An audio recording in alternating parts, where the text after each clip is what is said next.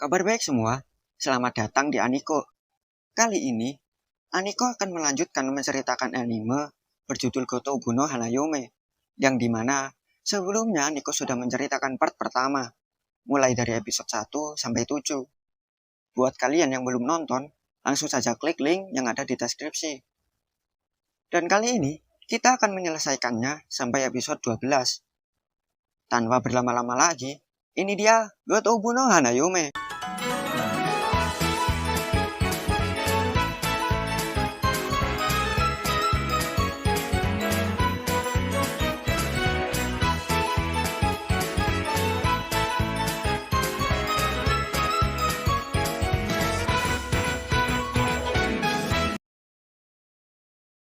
Pada part sebelumnya, kita sudah sampai pada Futaro yang akhirnya masih mengajar kembar 5 Nakano. Setelah dia sempat akan diberhentikan karena kelima Nakano gagal saat ujian tengah semester. Keseharian Futaro masih berlanjut. Dia tanpa sengaja keracunan kroket buatan Miku. Kemudian, Yotsuba yang baik hati bersedia mengobati Futaro sembari menahan beberapa saudarinya dengan sebuah kebohongan yang sangat payah agar mereka tetap stay di rumah untuk belajar. Ya, meskipun pada akhirnya mereka tetap pergi keluar. Yotsuba mengatakan alasan mengapa dia selalu memihak Futaro didasari oleh perasaan suka yang ia miliki. Tapi ternyata itu hanyalah sebuah kebohongan. Beberapa hari mendatang, sekolah mereka akan mengadakan sebuah perkemahan musim dingin, yang dimana Futaro akan berpartisipasi sebagai panitia jurit malam. Kemudian suatu hari, Futaro dengan tidak sengaja meninggalkan buku kesiswaannya ke tangan Nino. Lalu, mungkin karena buku itu sangat penting atau gimana, Futaro nekat mengambil buku tersebut secara paksa dengan menerobos masuk ke kamar Nino, yang pada akhirnya membuat Futaro ketahuan. Kemudian tanpa sengaja, Nino membuka buku tersebut dan menemukan sebuah foto lelaki yang sangat cocok dengan yang ia idam-idamkan. Lelaki tersebut tidak lain adalah Futaro saat masih kecil. Namun Futaro berbohong, dan dia mengaku bahwa lelaki tersebut adalah kerabat dekatnya. Kemudian, Nino balik menunjukkan foto masa kecilnya bersama dengan keempat saudarinya. Tapi merasa kalau Futaro tidak peduli, Nino beralih membawanya untuk ditunjukkan kepada saudari yang lain. Sementara itu, foto masa kecil Futaro bukanlah sendiri, melainkan dia bersama salah satu dari 5 kembar bersaudara Nakano. Namun, meski sangat merindukannya, Futaro masih belum sadar kalau dia adalah salah satu dari 5 kembar Nakano. Oh ya, saat perkemahan, terdapat sebuah acara pada akhir perkemahan yang dinamakan Tarian Api Unggun, yang mana jika sepasang kekasih bergandengan tangan di saat-saat terakhir, mereka akan hidup bahagia selamanya. Orang yang sadar akan mitos tersebut hanyalah Yotsuba dan Miku. Di sekolah, Ichika yang sibuk dengan jadwal syuting meminta Miku untuk menggantikannya dalam sebuah agenda rapat kelas, yang ternyata adalah surat pernyataan perasaan dari seorang siswa bernama Maeda. Maeda berniat untuk menembak Ichika, sembari mengajaknya untuk bergandengan tangan di puncak acara perkemahan. Tapi untung saja, di sana ada Futaro yang dengan sigap mengamankan Miku. Miku yang tengah menyamar menjadi Ichika mengatakan jika dia sudah berpasangan dengan Futaro. Hal itu berhasil membuat Maeda mengurungkan niatnya. Tibalah hari di mana mereka akan menjalankan perkemahan. Futaro sempat tidak akan ikut akibat Raiha yang jatuh sakit. Namun, itu tidak berlangsung lama, karena Raiha segera pulih. Raiha lalu memberikan kakaknya sebuah gelang sebagai jimat keselamatan. Futaro sempat putus asa, akibat bis sekolah mereka sudah berangkat dari tadi pagi.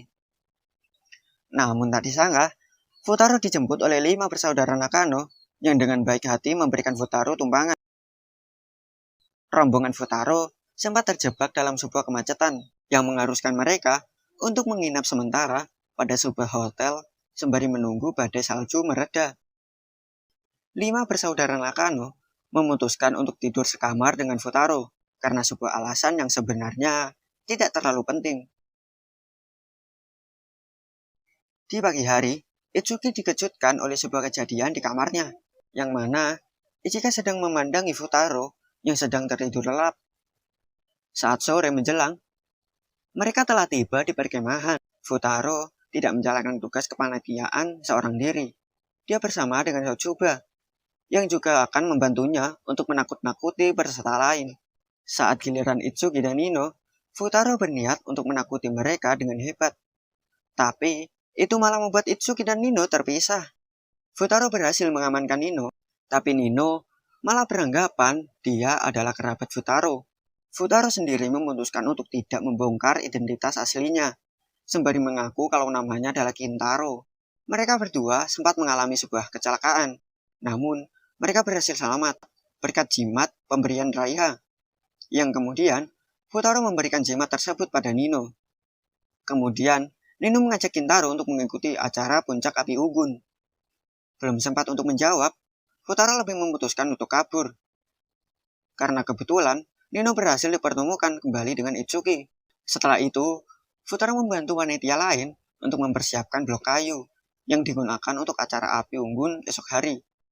Kebetulan sekali, Futaro dibantu oleh Ichika yang juga sedang bertugas. Miku sempat membuat perjanjian supaya Ichika berpasangan dengan Futaro. Namun, Futaro malah pergi untuk membatalkan perjanjian tersebut. Yang tak disangka malah membuat Ichika bersedih dan meneteskan air mata. Futaro yang sadar lantas mengajak Ichika untuk bersembunyi. Tapi mereka malah terkunci di gudang tersebut akibat ketidaksengajaan dari panitia lain. Demi merubah suasana, Ichika menyampaikan curahan hatinya kepada Futaro bahwa dia akan memfokuskan karirnya untuk mendalami dunia proyek dengan sembari mengambil cuti untuk sekolah. Sekali lagi, Futaro memberikan dukungan penuh kepada Ichika karena dia sudah benar-benar membulatkan tekad. Kemudian, karena sebuah kejadian, Futaro dan Ichika berhasil membuka celah untuk keluar dari gudang.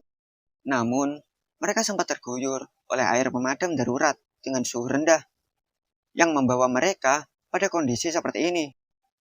Namun tak disangka, di depan pintu gudang ada Itsuki dan Miku, yang secara kebetulan sedang mencari mereka berdua, yang tentu saja menimbulkan kesalahpahaman di benak Miku dan Itsuki. Keesokan hari, Futaro dan Ichika terkena demam, tapi Yotsuba memaksa Futaro untuk tetap bermain ski, sedangkan Ichika sedang dirawat oleh Itsuki. Yotsuba mengajak saudara yang lain untuk main kejar-kejaran. Namun tak disangka, Ichika yang sedang sakit malah ikut bermain bersama mereka. Karena merasa terjebak, Futaro memilih untuk bersembunyi di dalam iglu, yang kebetulan juga ada Miku yang sedang bersembunyi. Berhubung ada Miku, Futaro ingin meluruskan kesalahpahaman yang terjadi tempo hari. Dan Miku percaya akan perkataan Futaro.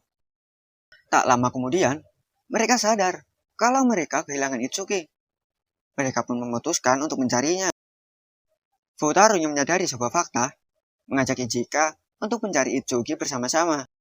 Tak disangka, Ichika yang selama ini bermain bersamanya adalah Itsuki yang sedang menyamar.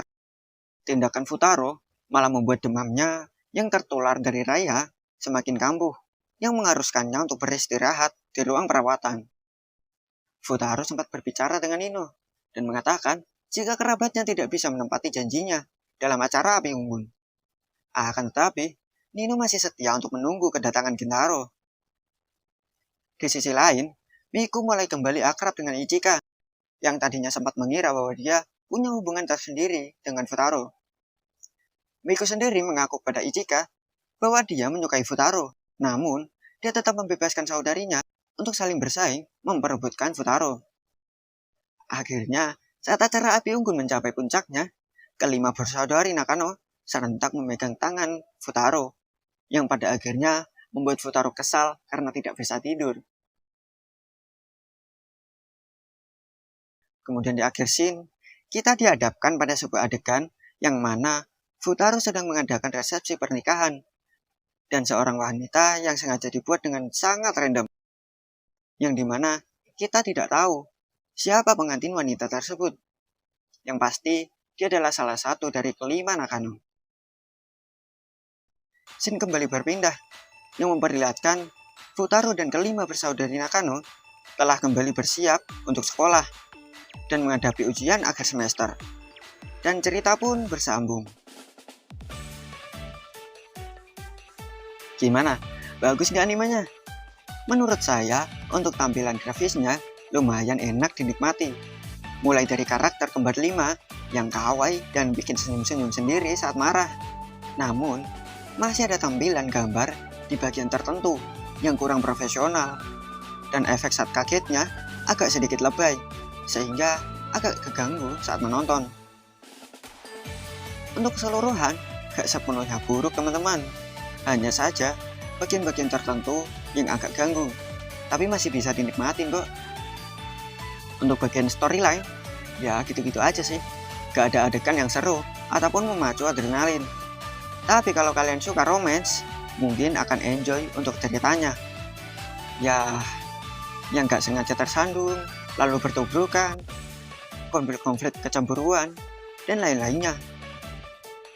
Mungkin yang bikin anime ini menarik adalah menanti-nanti siapakah yang akan memenangkan hati Futaro dan akhirnya menikah dengannya. Oke, mungkin cukup sekian ya untuk anime ini. Oh ya, karena tadi saya bilang kalau anime ini bersambung, berarti masih ada lanjutannya dong. Yap, benar. Untuk season 2 dari anime ini baru aja selesai di akhir Maret tahun ini. Jadi, untuk recapnya kalian tunggu aja ya. Atau kalian juga bisa langsung menonton animenya secara full. Jadi, mungkin cukup sekian untuk kali ini. Sore Ja, mata.